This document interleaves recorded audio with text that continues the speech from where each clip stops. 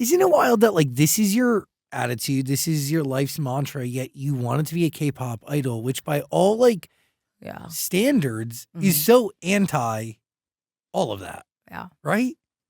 I mean, yeah, I guess I'm definitely added the standards of... And definitely back then even more so. Now it's changed, you know, but... how I think of it is I debuted when I was in 2005. Yeah, so it's this year marks 20 years. That's amazing. Wow. 20 years. That's crazy. I'm turning 37 this year. Wow.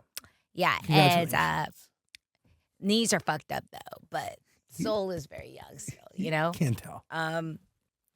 But yeah, it's been 20 years. But for me, like all of this journey, I lived, and I told you, I wasn't handed a silver spoon. I didn't have like the whole, the company backing me up, like giving me training lessons. Nah, I was like doing it on my own. I was like, okay, nobody gonna promote me. I'm gonna promote myself. Did you not train at all? Hell no.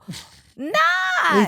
Listen, if I had trained, I don't think I would have been who I am today. So you really, it's via TV shows and everything. Yeah, everything was just authentic. Like everything. Rapstar and stuff. So with that, this is a real short story, but when I remember I was going to leave back to New York, I was going to go back home because I was like, yo, I can't do this. Nobody is taking me seriously. You're Guys, incredible. I'm doing my best here. Like I was working my ass off. Like, listen, and I wasn't even complaining. I wasn't even complaining about that because for me, I just wanted for me to like go to Korea. Like, I'm Korean blooded, right? But the thing is, I'm American, right? But then I'm Korean.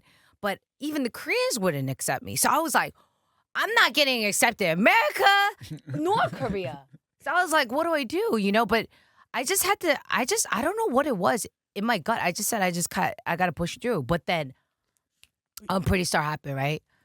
That was like kind of like that wasn't supposed to do well. You know, it wasn't supposed, it was kind of like what do you call that? So when Show Me the Money was coming out, they were trying to make like a female version. Okay. But like they were just trying it out. And they asked me to be on it. I was like, I'm not even a fucking rapper.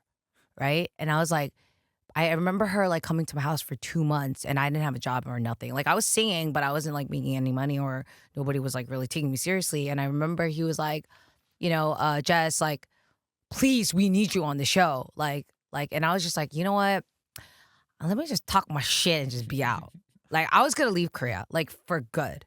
Like for good. Like, and I was just like, let me just talk my shit and be out. Cause you know what? Like, it is what it is. I went on that show. There was no content. Like it was so weird. Like there was no script. So we were all just like, you gotta mind you, all these girls were just all lined up and we're just sitting and looking at each other for like 32 hours. And we're like, and I'm probably pretty sure like some of these girls were on their periods, right? So we're like 32 hours, mind you, the first shooting was 32 hours. And then they start telling us to rap. Like we're not freestyle rap. I'm not a freestyle rap. I can't freestyle rap. And then we ended up, that's when the second day, like that, after the 24-hour mark, we had they kind of like eliminated me. And I was fucking heated because I was like, really? Y'all gonna eliminate me?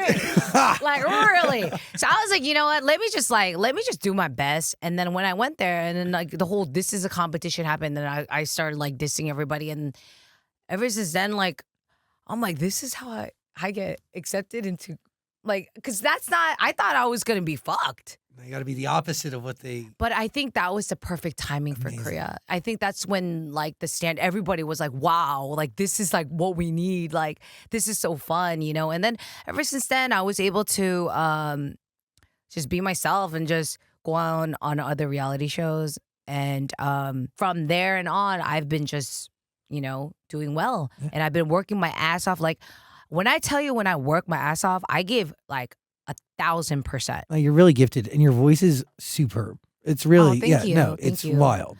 I mean, do you want me to tell you how I started singing?